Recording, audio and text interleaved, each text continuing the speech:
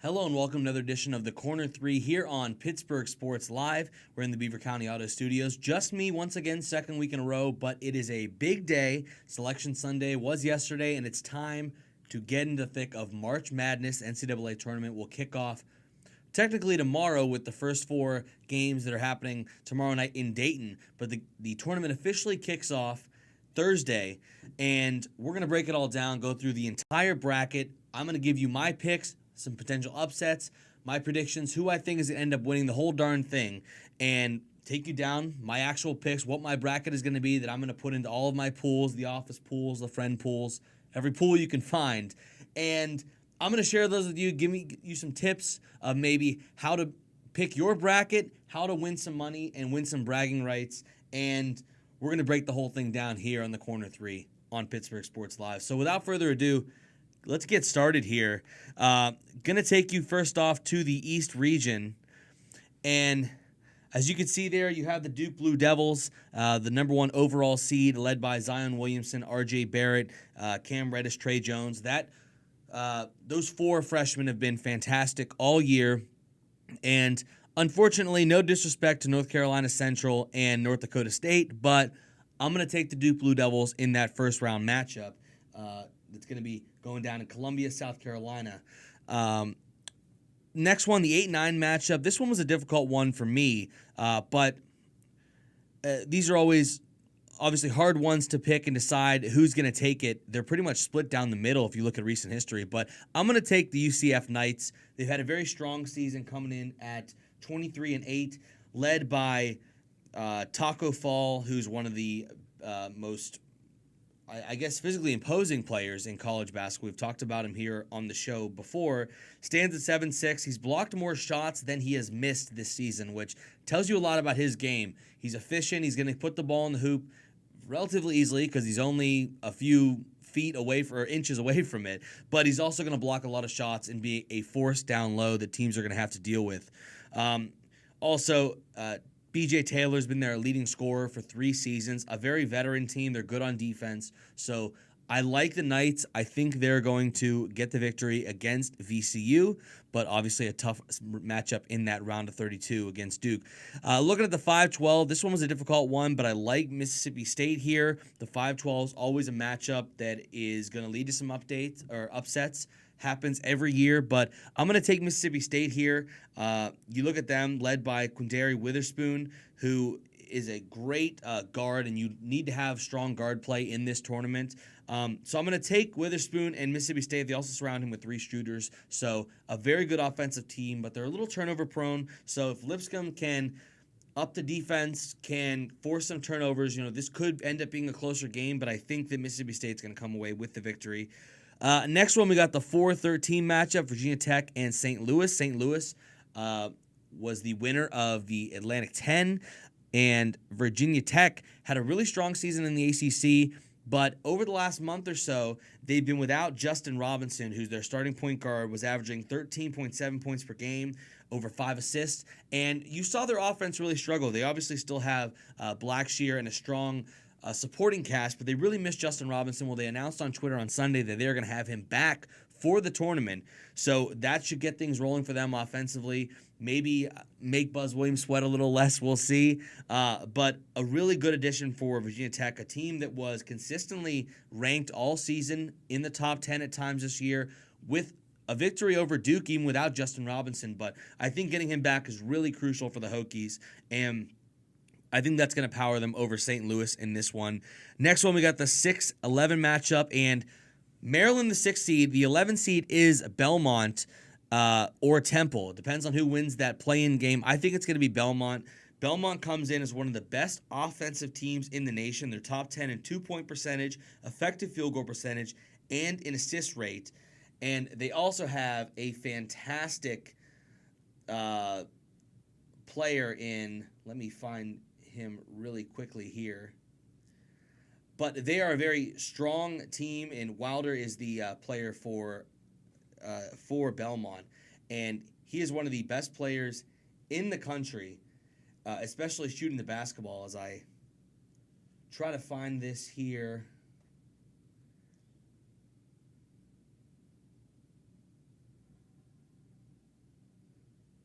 let's see.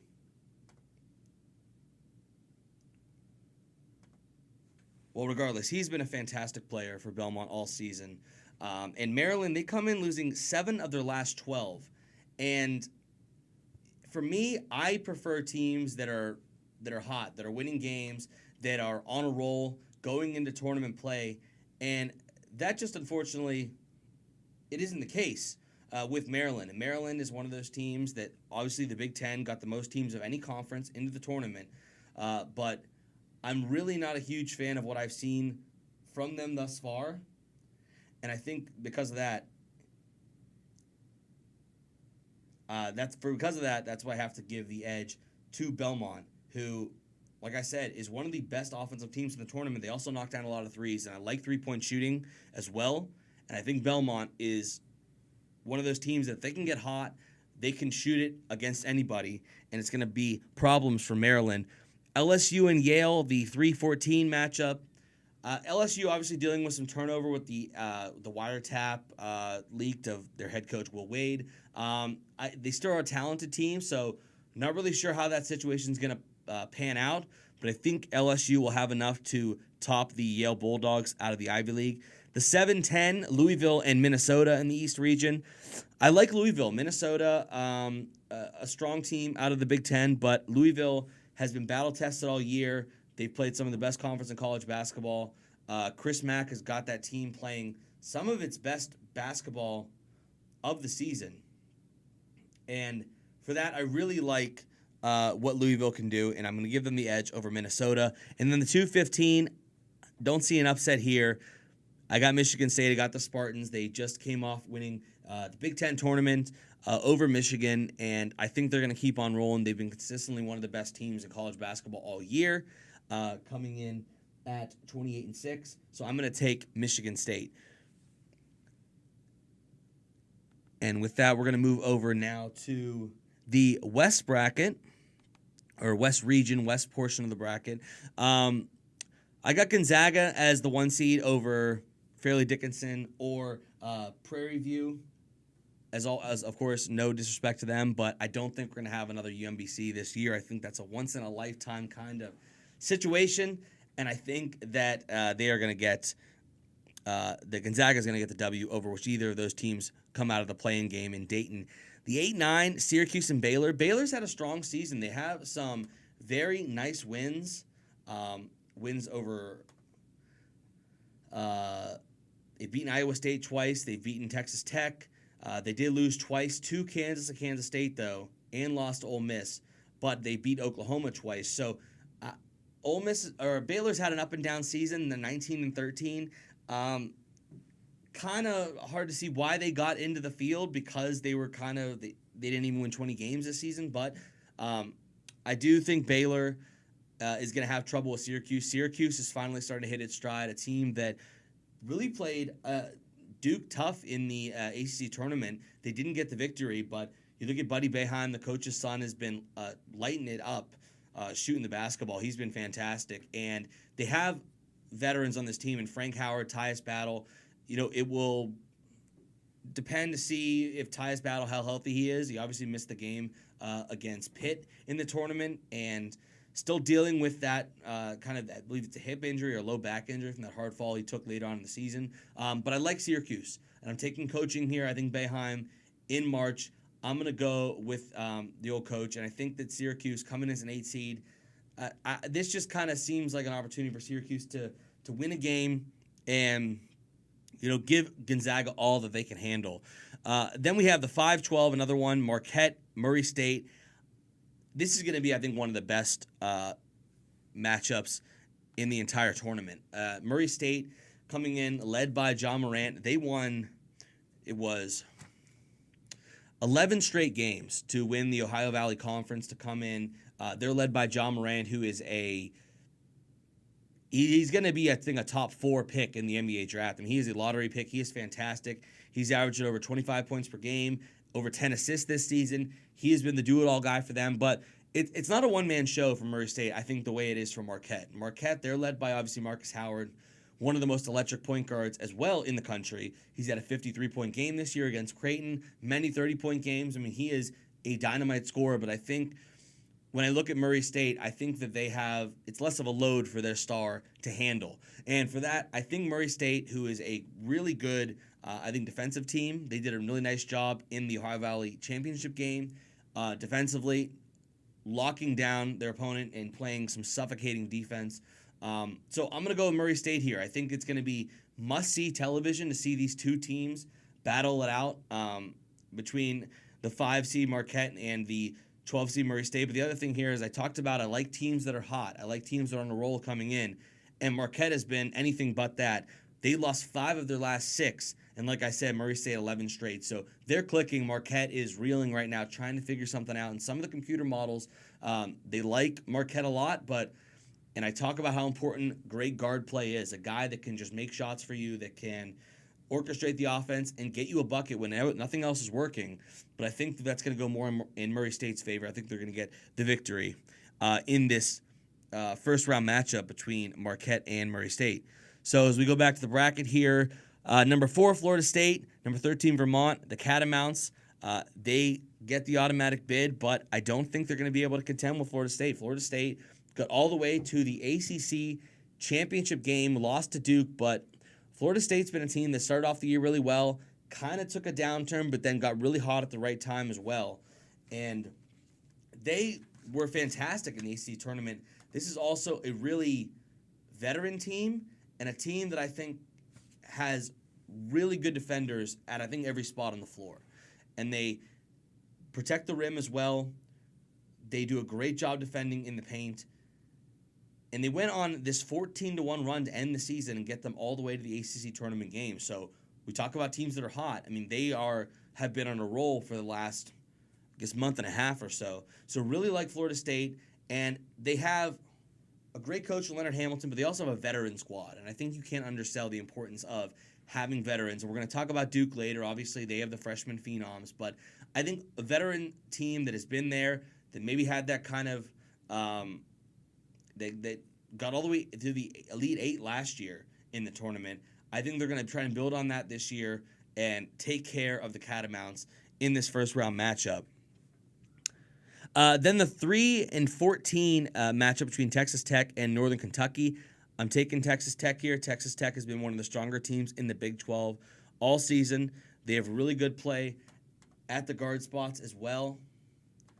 As I pull up my notes here on Texas Tech. They did have losses to Duke. They also lost to Kansas State, Iowa State, but I feel like the entire Big 12 just kind of beat up on each other all season. But they do have 2 wins apiece over Oklahoma and Texas, which are strong wins as well. So, unfortunately for Northern Kentucky, I'm going to take Texas Tech here, the 3 seed.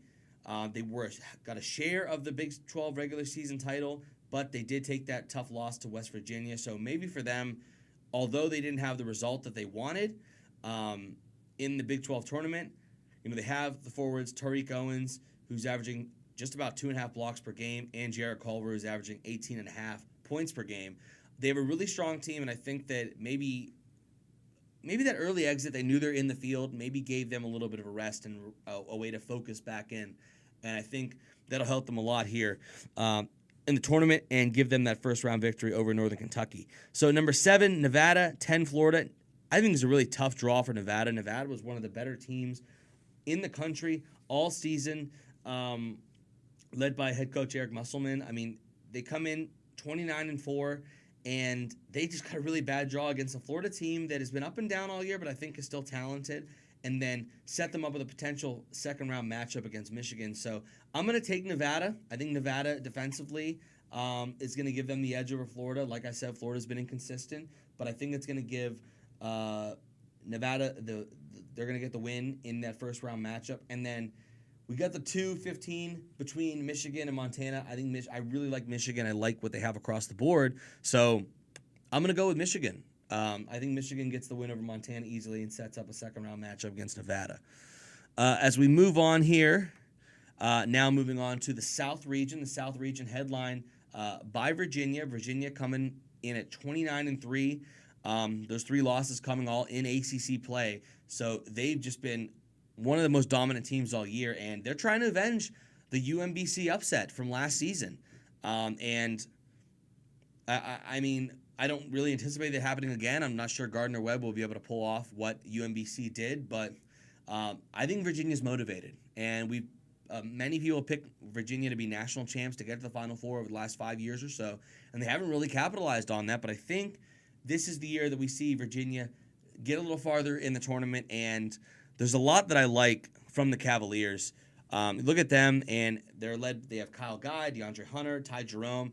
I mean, all guys that are shooting incredibly well from beyond the three-point arc. They obviously defend, but this is a Virginia team that I think is just knocks down shots a lot better than Virginia teams of the past. So I think this isn't the Virginia kind of team where they'll defend well, but they'll run into a team who will just be hot from three or hot from the field and won't be able to keep up.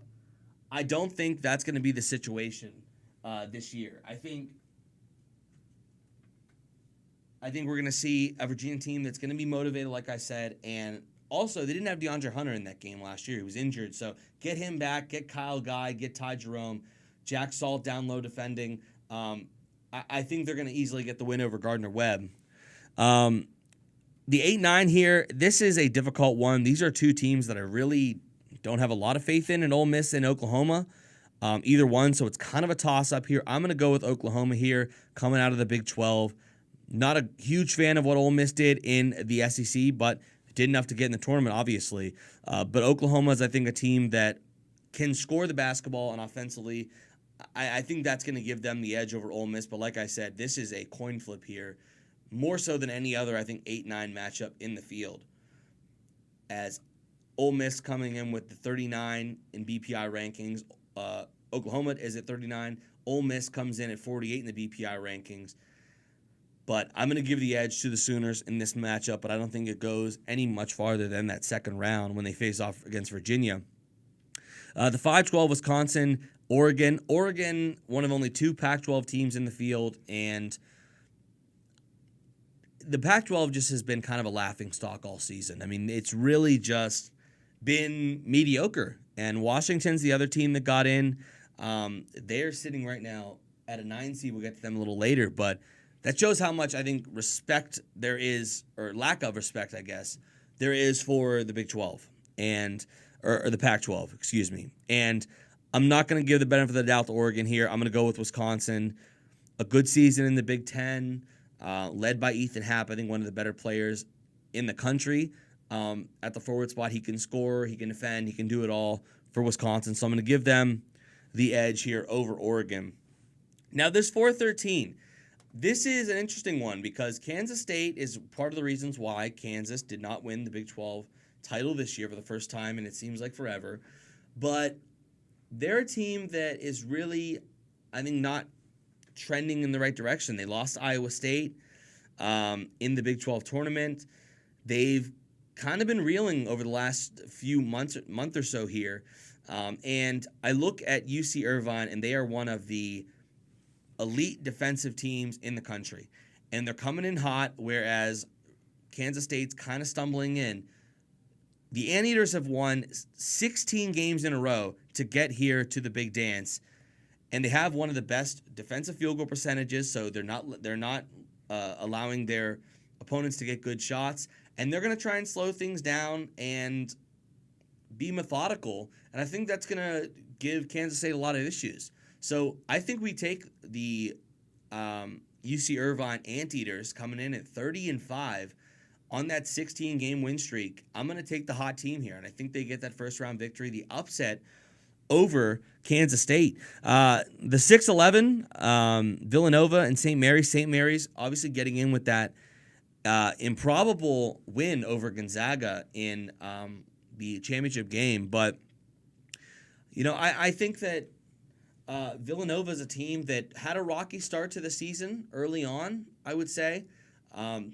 Didn't get the victory over Kansas. They do have a win over Florida State. They lost to Michigan in that terrible 27-point blowout. But they took care of business in the Big East tournament. They took the title, the automatic bid.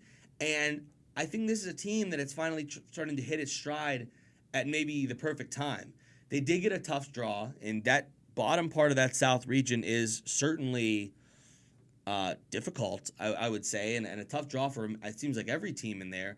But I look at Villanova, and they're one of the most dangerous 6 seeds in this entire tournament. And they have that 1-2 punch of Eric Pascal and Phil Booth, pretty much the only upperclassmen that are left from the team last year, and the two of the biggest contributors that are still around for Jay Wright's team. But they're a team that they generate 53.5% of their offense from beyond the three-point line, so they know how to shoot the ball very well. And those two seniors, they combine for an average of 35 points on the season. So I like Villanova a lot. I like the coaching. I like the 1-2 punch with the two guards. And they got Jay Wright, and he's one of the best coaches in this tournament. He's going to find a way. And I think they have enough to get the win over St. Mary's in that first round. St. Mary's is also a great three-point shooting team. So this may end up being a shootout between these two in the 6-11 matchup. But I really like Villanova, and they're a team that I think can go all the way to the Sweet 16. As you see there in the bracket, we'll get to that a little later. The 3, Purdue against 14 Old Dominion. Old Dominion has a former Pitt Panther and Justice Cathcart coming off the bench for them. So that's maybe some of the only local flair, as no teams from anywhere around the Pittsburgh area made the field of the tournament. First time that's happened in many, many years. But I'm going to give Purdue the edge in this first round. Purdue, one of the best teams in the Big Ten. They've been strong all season. And it's going to be important to see how Carl Edwards for them is able to perform. Because if we get the Edwards of last season, it may not bode well. Carson Edwards, not Carl Edwards. It depends on what Carson Edwards they get. Because last year, he was not very good at all and got into a shooting slump in the tournament. And, he's kind of been on a shooting slump over the last half of the season. And he went 4 of 17, 1 for 8 from 3 in their final loss of the season in Minnesota. So he's not trending in the right direction at all, similar to how he was in last year's tournament. If Carson Edwards, not Carl, Carson Edwards, can get things going for Purdue, I like them to go, I guess, handle Old Dominion. But I'm not sure if they'll go much farther than that, but I think they'll take care of business against the Monarchs. 7-10, Cincinnati, Iowa. We talked about the tough draw in this bottom half of the South region, and I think Cincinnati, aside from playing their games in Columbus, their first 2 rounds in Columbus, I think that a tough draw against Iowa here, an Iowa team that narrowly beat Pitt early on in the season, but still a tough team nonetheless. I think they get the victory. I like Cincinnati coming out of the American. They were in the American title game, and I think Cincinnati is just behind Mick Cronin. They're always a team that is in the tournament that's always going to create noise in the tournament. And these are both also teams that are going to slow it down. They are going to get the pace as slow as they possibly can. But I think that Cincinnati is going to get the victory in this first-round matchup. I like the Bearcats. And we go to the 2-15 once again. I don't see Colgate toothpaste knocking off Tennessee. I think Tennessee is going to handle them. We'll get to Tennessee a little later because, as you can probably see there, I like Tennessee. I like the Volunteers a lot in this one. So now moving on to the Midwest region. The Midwest region is headlined by the UNC Tar Heels with another local guy, Cam Johnson, former Pitt Panther, leading the way for the Tar Heels. He's been fantastic for them all year, knocking down nearly half of his three-point shots. He has been an absolute stud. A Player of the Year candidate, I think. He has been that good, and it's incredible to see how much he has improved since leaving Pitt and going down to Chapel Hill. But got them taking down Iona in the first round. No qualms there. Utah State and Washington. I like Washington. I think that they are a talented team that were kind of, I think, the team that only really wanted it coming out of the Pac-12, because, like we talked about, it certainly was not a great league this year, but they were the team that down the stretch, they don't have any great wins. They have 1 win over Oregon, but they lost to them twice, and they have losses versus Gonzaga, Virginia Tech, Auburn, at Arizona State, so not a great resume for them, but they're a great defensive team. And although Utah State brings in the Mountain West Player of the Year and Sam Merrill, I think that Washington is going to be able to get the first round matchup here. They're very long, and they have really strong play from the guards and Matisse Thybulle and Jalen Nowell.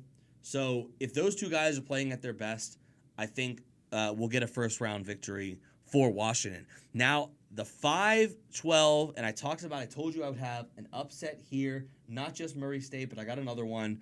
I have New Mexico State taking down Bruce Pearl and the Auburn Tigers. I know they had a strong season in the SEC, but I think that New Mexico State coming in, they are 30-4, a 12 seed. They won the WAC, but I look at New Mexico State, and they look to me like one of the more dangerous teams in the entire country. They're disruptive on defense. They score efficiently from everywhere, and they shoot a ton of threes. So if you have a great defensive team and you have a team that can knock down three-point shots at a high rate, that is downright dangerous. And the other thing, they're a fantastic rebounding team. And Auburn is not. I mean, that's a sore spot for them. They haven't been a great rebounding team all year. And the New Mexico State Aggies haven't lost since January 3rd, which was a loss to Cal Baptist, a team that is just in its infancy as a Division I team.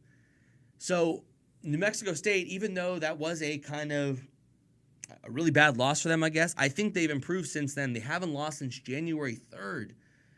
I mean, that is over 2 months without a loss, all the way through the WAC tournament to win the WAC. I just love a hot team like we've already established on today's edition of the Corner 3. But a team coming in that has not lost since January, some might say they're due for a loss. I think this is a team that is clicking, and a team that does a lot of things well and that can expose Auburn and some of the issues they have, especially rebounding the ball. So I think this is a great opportunity for a 12-5 upset. They seem to happen every year, and I'm going to take New Mexico State over the Auburn Tigers and Bruce Pearl because, I mean, you look at their body of work, and like I said, 30-4, but they have been just dynamite all season ever since that loss on January 3rd. They've just been clicking. So I'm a really big fan of the Aggies. 15-1 in conference play. They average 78 points per game. And not to say that Auburn is a bad team. Auburn's very good. They have a great duo in Bryce Brown and Jared Harper, who are their two leaders, and they returned them from last year's tournament team. But New Mexico State is an experienced team as well, a team that's been to the tournament 3 straight seasons now. And that is pretty much their only blemish on their resume was that loss to Cal Baptist. Outside of that, they've just been fantastic down the stretch. So I know it's probably going to be a really trendy upset pick, but I'm taking New Mexico State with the upset over Auburn.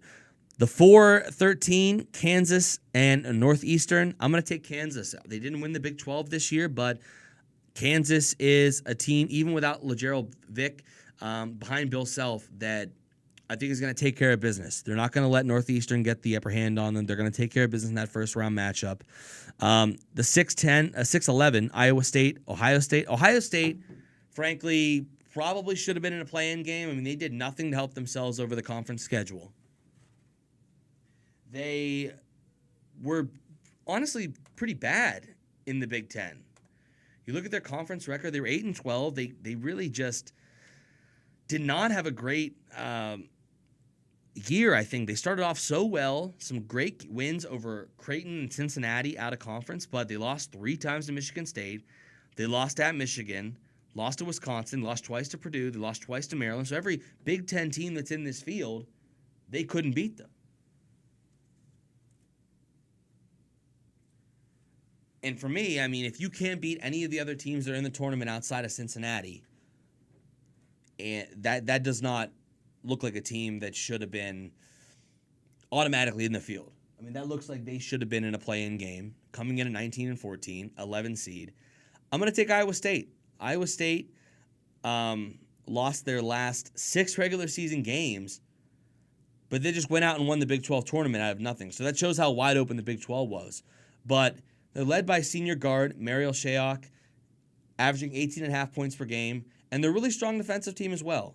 And I think they're just going to have a field day with Ohio State. I mean, they have the Weston brothers, Caleb and Andre was just suspended for the last 3 regular season games, but I think that they're going to have their way with Ohio State, honestly, fairly easily. The 3-14, Houston and Georgia State. Georgia State, once again, in the NCAA tournament. But I'm going to give the edge to Houston here. The Cougars were one of the best teams in the American all year, and I think they got kind of a bad draw as well. 31-3. Just 3 losses on the season for the Houston Cougars. And, I mean, they got wins over LSU, 2 over Cincinnati, 1 over UCF, 1 over Utah State, 1 over Temple. So all teams in the tournament field, they have some big victories over.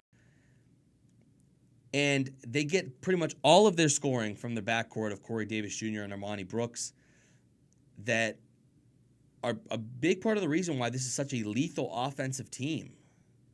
I mean, they're top 10 in average scoring margin in the entire country, but they also do a good job in the defensive end as well. So I'm going to take the Houston Cougars here over Georgia State. A great story, but I think Houston, especially playing with some proximity in Tulsa, I'm going to give the edge to Houston here. And then we have 7 Wofford, 10 Seton Hall. Now, Seton Hall is a team that a lot of people are picking to go on this little 10-7 upset here, if you can even call that much of an upset. I like Seton Hall. Miles Powell is, I guess, one of those other Kemba Walker-esque candidates for a Kemba Walker-style performance. Some are saying Marcus Howard or John Morant, but those 2 are going to face off in that first round. So a lot of people like Miles Powell, who has been good all year. He had 31-point performance against Georgetown, 22 against Marquette, 25 against Villanova, all in the Big East Championship. They ended up falling to Villanova in the Big East Championship game, but I like Wofford. Wofford has been one of the best teams, best mid-majors all season, 29-4. I'm going to give the edge to the Terriers. I really like what Wofford does. They have 20 straight wins, have not lost since December 19th. And we talk about, like we did with New Mexico State, are they due for a loss? Well, maybe, but I like a team that has found its stride and has not let it up off the gas pedal. They are so dangerous shooting the ball from outside, 42% on threes, and they have one of the best three-point shooters in NCAA history in Fletcher McGee, who's averaging 20.5 points per game and 4.6 threes made per game. And he's only got a few threes to hit, I think, to become one of the all-time leading three-point shooter in NCAA history. So, led by head coach Mike Young, they don't turn over the basketball. No one's going to want to face Wofford, and it's going to be, I think, a really tough second-round matchup. They get the victory over Seton Hall if they end up facing Kentucky, who I think is going to get the win over Abilene Christian in that 2-15 matchup. So, moving back to the East region, went through the first-round matchups there, gave you some of my upset picks. Duke over UCF. We'll get to Duke later, how much I like them. But when those 4 freshmen are clicking, Zion has come back and given them just another edge. They've been explosive. They've been fantastic, and he has not missed a step since coming back from injury. Mississippi State, Virginia Tech, I like what Mississippi State does offensively, but I even like it better that Justin Robinson's back. Virginia Tech, they have that duo of Blackshear down low, him up top. I think getting him back is so critical for them, so I'm going to give them the victory over Mississippi State. Belmont, LSU. LSU was able to handle Yale, but like we talked about, Belmont is another great offensive team, and I don't know if LSU, how long they're going to keep this thing going with the uncertainty surrounding that program. They have talent. The guard smart is fantastic, but I like Belmont. You always see, it seems like every year you see a team coming from Dayton in that play-in game, getting to the second round, winning 2 games because they get that kind of first game under their feet, and they're already rolling when other teams have had a few days off and are just starting out on Thursday or Friday. I'm going to take Belmont. I think Belmont gets the victory of LSU and moves them on to the Sweet 16. And I think they're going to get a matchup with Michigan State. Michigan State topping Louisville, Michigan State, and Tom Izzo. They've just looked like a different team all year. And unlike Tom Izzo teams of the past. They do a great job defending. They're good offensively, and they're rolling right now over that win in the Big Ten championship over Michigan. So now moving on to the West region, I look at the West region and I'm going to move Virginia. I think Virginia is going to move right onto the Sweet 16. I think they're going to be able to handle Oklahoma or Ole Miss, whichever one they get. I picked Oklahoma, like we talked about. That is kind of a coin toss, I guess, in the South region here. So I got Virginia topping the Sooners. I got Wisconsin over UC Irvine. I think Wisconsin is a fundamentally solid team across the board. They do a lot of things really well. And UC Irvine, they're a great defensive team, like we said, the Anteaters, but I don't think their Cinderella run is going to last longer than the second round. I think Wisconsin gets the victory over them. Villanova and Purdue, I think we talked about. Carson Edwards has been struggling of late, and I think Villanova is a team that is finally hitting their stride. They ran through the Big East tournament, got the victory in there, and those two guards, Booth and Pascal, I think are going to lead them once again over Purdue and end the Boilermakers' trip to the big dance in the second round. So Villanova is going to move on to the Sweet 16, and they're going to take on Tennessee, even though Cincinnati playing relatively close to home in Columbus, which, like we talked about, a tough draw in the bottom half of this region. I'm going to take Tennessee. I think Tennessee is one of the most talented teams in the entire country. You look at them, they're led by that trio of Grant Williams, Admiral Schofield, who's, by the way, great name, and Jordan Bone. Those guys have played and started every game this season. They've been playing fantastic. Grant Williams was the SEC Player of the Year last year. He's only gotten better, averaging 19 points a game and 7.6 rebounds. He's also got 49 blocks on the season. I mean, he has been an absolute stud and knocking down 56.5% of his shots. But Admiral Schofield's been the guy who's really taken the next step for them. 16 points per game, 6.1 rebounds. He's got 30 steals on the year as well, and he's knocking down 41% of his three-point shots, which has given them another element. And then Jordan Bone, 205 assists this year. He does a great job running their offense. He can score it himself, too. So they're a team that I think is talented at many phases, on many phases of the floor. They were 18-0 at home this year, so they took care of business there. 15-3 in the conference. They didn't win the conference tournament, but I think they're one of the best teams that we've seen all season. And I think from start to finish, they're going to be up there. And we're going to see where obviously have Tennessee going eventually. But I think that in all phases of the floor, in the front court, the back court, in transition, they are talented. And I think that's going to get them, as you can see, all the way to the Final Four. But we're not going to we're not going to go that far yet, as we are going to move on now to the West region.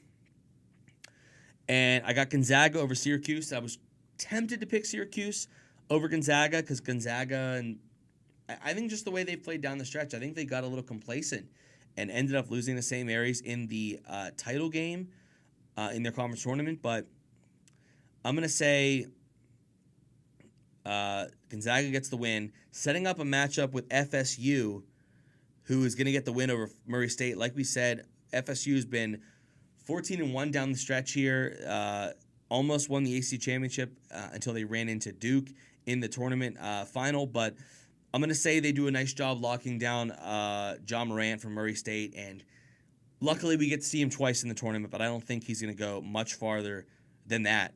I think they're going to end up falling to the Seminoles, and Seminoles are going to move on to the Sweet 16. Buffalo and Texas Tech. We talked about Texas Tech. Culver is one of the best guards in the country, and I don't think Buffalo, as much as I like their head coach, Oates, I don't think that they have enough to top the Red Raiders, and I think the Red Raiders end up moving on to the Sweet 16 as well. And then Nevada and Michigan, we talked about that tough draw for Nevada, and this is why. I mean, if you got to face Michigan in the second round, a team that was one of the best all season in Nevada, 29-4, and they got to face off against Michigan. I really like Michigan. I like Jordan Poole, Matthews. I just like the entire scheme. Ignas Brazdeikis, who's the Big Ten Freshman of the Year, He's been fantastic all season as well, averaging 15 points per game. So I think they're another team similar to Tennessee, where top to bottom, they are just talented. They can beat you in so many different ways. They're an excellent three-point shooting team as well, which I really like about Michigan also. If you look at their three-point shooting statistics, I mean, they knock down about 8 of them a game or so. They shoot about 35% as a team, but those top guys are really the ones that can stroke it from three-point range, and they do a good job of defending the three-point shot as well. Opponents are shooting under 30% from three against Michigan, and I think that's going to give Nevada some trouble, and they're going to get the victory over Nevada there in the second round. And now, moving on to the final region, the Midwest region here, I think North Carolina handles Washington with Luke May and Cam Johnson. That 1-2 punch is one of the best in the country. And then I think New Mexico State gets the win over Kansas. We talked about how great New Mexico State has been all season, not losing since January 3rd. I think they're going to keep the train rolling. And I think Kansas, without LaGerald Vick, they're still a young team trying to figure some things out. They're going to handle that first-round matchup, but I think they're really going to struggle against New Mexico State, who just does so many things well and is so good offensively. I think they're going to shoot them out of the building. I mean, I think they're really going to just light it up offensively against Kansas. So move the 12 seed New Mexico State all the way to the Sweet 16. Iowa State and Houston. Iowa State's gone on a great run, but I think Houston's just a better basketball team. And Houston's been great all season, and Iowa State's just started to get things clicking, but I'm not sure if they're going to be able to keep this thing rolling in the Sweet 16. So I got the Cougars, and then Kentucky and Wofford. I was so tempted to pick Wofford over Kentucky, but I think the Kentucky with P.J. Washington, how good he has been, the sophomore forward. And they also have the power forward Travis Shaw, who the transfer from Stanford, and I think he gives them some veteran leadership that they haven't had maybe really in a while in the John Calipari era. He's a great rebounder. He can score as well. They can just dump it down to him in the post. He's one of the better post players in the whole country. So I think the way P.J. Washington has grown up this season, how it's gone on, become a more versatile offensive threat, which has allowed Kentucky to improve over the season. I like Kentucky over Wofford there in that second-round matchup. So now back up to the top, back up to the East region, and it's going to be Duke again.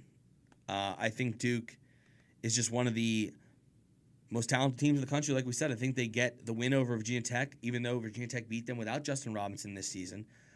I like Duke. I think that Duke gets to the Elite Eight. The freshmen are too talented. They play too well together, and it's Coach K leading the way for them. So Duke goes to the Elite Eight, and it's going to set up a matchup against Michigan State. Belmont's Cinderella run runs out in the Sweet 16, so it's going to be Michigan State and Duke, and I'm going to give Duke that edge. I'm going to say no one on Michigan State's going to be able to shut down Zion and R.J. Barrett, and I think that's a narrative we're going to see continue. So move Duke on to the Final Four. Now moving over to the West region again, it's Gonzaga and Michigan I have in the Elite Eight, and I think this is where it runs out for the Zags. I think the Michigan, like I said, is talented across the board, is a team that is also motivated from losing in pretty convincing fashion in the title game to Villanova last year. They've been motivated all year, and they are great defensively and great rebounding team under John Beilein. So I'm going to give them the edge over Gonzaga. Gonzaga was able to knock off Duke early this year, but I don't think they are going to catch anyone by surprise like they did the Blue Devils early on in the year. So I'm going to take Michigan on to the Final Four. Now moving to the South region, and unfortunately for Virginia, I think they are not going to be able to handle Tennessee in the Elite Eight. I think Tennessee, like we talked about, another one of those teams that just do so many things well. I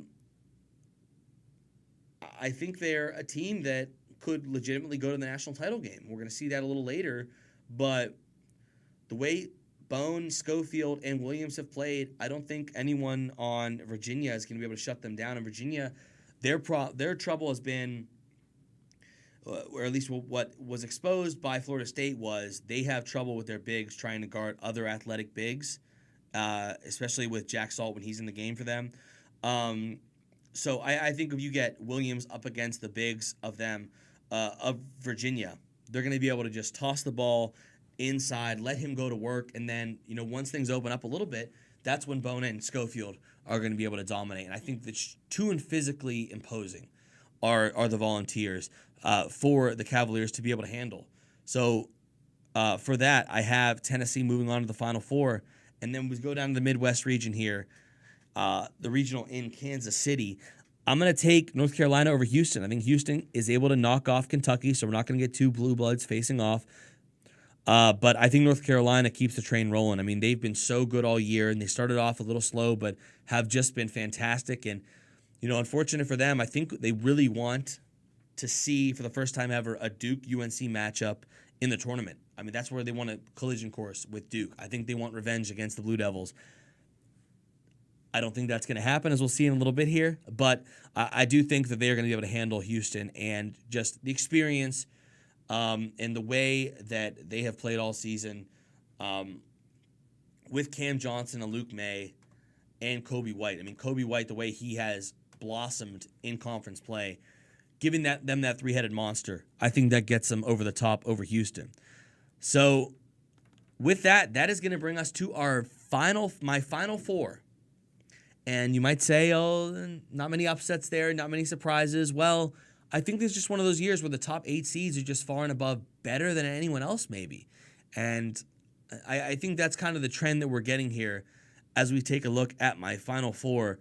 Duke facing off against Michigan, a 1 versus 2, yeah, I know. And then another 1 versus 2 matchup in Tennessee and North Carolina. But between Duke and Michigan, they're two of the most talented teams in college basketball, like we've talked about ad nauseum here today. But I think that it's just going to be the Zion Williams show. I think he's going to be an absolute animal in this tournament. And I think that there's no one on Michigan that's going to be able to stop him. And I think with him and RJ Barrett, I think they're going to try and show out and try to win the 6th title for Coach K. So I think that's going to get them to the national championship game. Tennessee and North Carolina, I just think Tennessee, and this is another matchup of just juggernauts of great trios of players. We've talked about Tennessee's, we've talked about North Carolina's. I think Tennessee is going to really pound them down low. I think it's really just Luke May down there for North Carolina. I think Tennessee and the Volunteers are going to be able to get the victory, move on to the national championship game. And with that, it's going to be Duke. It's going to be Tennessee. At least that's what I have in my bracket. And I'm going to take the Blue Devils. I think we're going to see Zion be the most outstanding player of the tournament. I think he's going to put on a show, and then he's just going to waltz off into the sunset and make millions as the first pick in the NBA draft. I really like Duke, and I think especially with the way that Trey Jones is going to play defensively, matching him up with Bone for Tennessee, I think it's going to be an incredible matchup to watch if they end up facing each other with Jordan Bone and Trey Jones. And I think I just think there's going to be too much, and I think what is really going to be the key for Duke, and for their sake, I hope this happens, is Cam Reddish needs to get it going. He needs to get his shot to start falling, because if he can spread the floor and prevent these teams from packing it in on Zion and RJ Barrett, who honestly want to get to the rim, Duke will be, I think, unstoppable. But it all depends on Cam Reddish finding his stroke. He struggled all season, and I thought that he was going to find his footing in the ACC tournament. He really didn't have that performance I think we all wanted him to have, or at least Duke fans wanted him to have. And I think it is crucial for Duke to get him going and to get him to start knocking down shots. And I don't know how that is and what Coach K will have to do to get him involved in the offense more. But I certainly think that if he can get his shot to fall and just start to become the player that I think everyone thought he could be, I think Duke is going to be just more of a juggernaut than they already are, and they're going to be unstoppable. So with that is going to do it for us today on the Corner 3 on Pittsburgh Sports Live. There you have it. I think Duke's going to be the national champion. They are the number 1 overall seed, but I think that the Blue Devils just have too much, even without Marquise Bolden as well in the lineup. I don't think they suffer anything in rim protecting because they still have Zion. I don't think they suffer anything with rebounding because they still have Zion. I think that Duke is... It's been the Zion Williams, RJ Barrett show all year, and I think that story is going to pan out all the way and end up in Minneapolis, Minnesota, with them getting a victory and a national championship, the 6-1 for Coach K, and riding off into the sunset, going on to the NBA. So Once again, that'll do it for us here on the Corner 3 on Pittsburgh Sports Live. As always, we remind you to subscribe, comment on the videos, helps us out a lot. Would like to know what you think and what you think of my predictions of what could happen in the NCAA tournament, maybe how your brackets differ from mine. And also, as always, follow us on Twitter as well at Pittsburgh Sports Live. Follow me, Cale_Berger, on Twitter also to follow up what I'm thinking through the tournament. My analysis of the games going on, because it is going to be a ton of fun to watch as this thing unfolds throughout the rest of the month of March and into April. So once again, that's going to do it for us here on the Corner 3 on Pittsburgh Sports Live. We'll talk to you next week.